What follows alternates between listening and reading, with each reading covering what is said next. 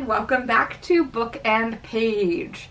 Now, this video is going to be comparatively super short in comparison to the rest of Book and Page's normal videos, and that's because this is more of a supplement.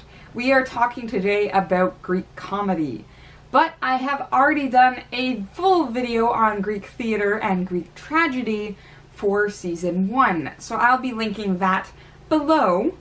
This is more of a supplement to that, but I will go over some basics. Greek theater is rather simple in comparison to the theatrical system we have in the Western world today. That is to say that, for the most part, it's just a couple people on stage talking. Now, it is men or boys, no ladies, and they are going to have costumes to represent male parts, lady parts, and everything in between. Now, usually you will have a couple of folks taking on the roles of characters. This generally started historically with one, but we've multiplied that moving forward.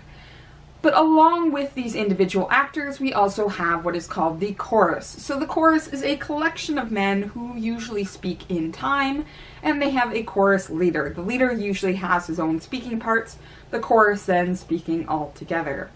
Now, the way this is used in theater is, for the most part, the chorus is actually meant to be the audience perspective.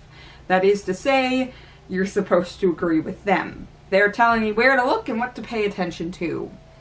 The speakers are giving you the action, but it really isn't that much action. You're not doing big fight scenes on stage. Anything dramatic happens off stage, and then somebody will come onto stage and tell you about it. It does make for a rather, well, flat performance, but you have to keep in mind this is done in an amphitheater. You don't have any changing sets or moving around for the most part.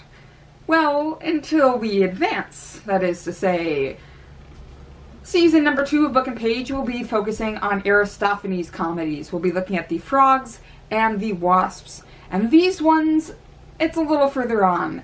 Theater, we do have some different sets. In fact, we have some props in this one.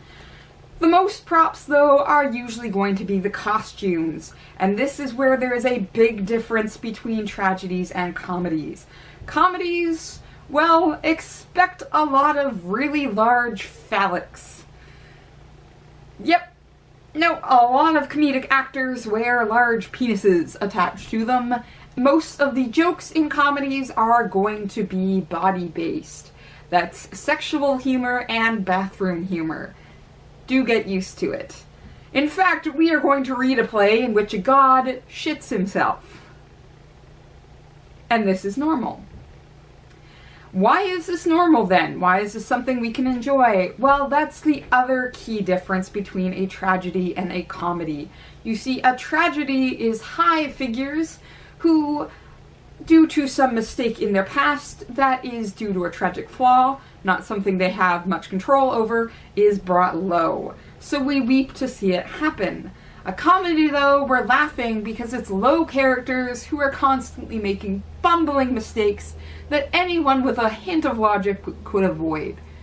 That's what makes it funny. We're not seeing any high characters stumbling around making fools of themselves. Again, unless you count the god who shit himself. That's the thing to keep in mind. The idea of the comedy is low characters bumbling around. The execution of it, well, it usually has a dash more parody and a sparkling of satire in there. Yes, a lot of our comedies are actually a little more biting, commentary-wise. Especially Aristophanes. Aristophanes here is not just about the laugh. He certainly includes that, but he's going to make some critical remarks about major figures in society. This is actually fairly common. From the start of the big Dionysian festival, the tragedy is the focus. Of the 5-day festival, tragedies are focused on 3 of those days. But the comedies, well, they come precisely ready-made for whoever is watching. That is to say that a comedy is actually written based on the current events. the big political figures, the big philosophical figures. And it's precisely there to point back at the audience and say, you're not that big. It's not a tragedy here, bro. You are just part of a comedy. You're one of the low characters, and we're going to laugh. If you're wondering, yes, this can include everybody. In fact, one of Aristophanes' best-known comedies is called The Clouds, and it is a biting satire of Socrates. Yes, big philosophical powerhouse that he is, got made fun of on stage. And he actually knew about it. He calls Aristophanes out at his trial, as recorded in Plato's Apology. Yes, if you were thinking that comedy is the low drama, well, you might want to think again. This is actually very in-depth stuff if you're willing to pay attention a little bit and dig through the poop jokes to find the satire. That's what we're doing in our video series as much as we can. So, I'm gonna get reading, and I hope you do too. See you next time!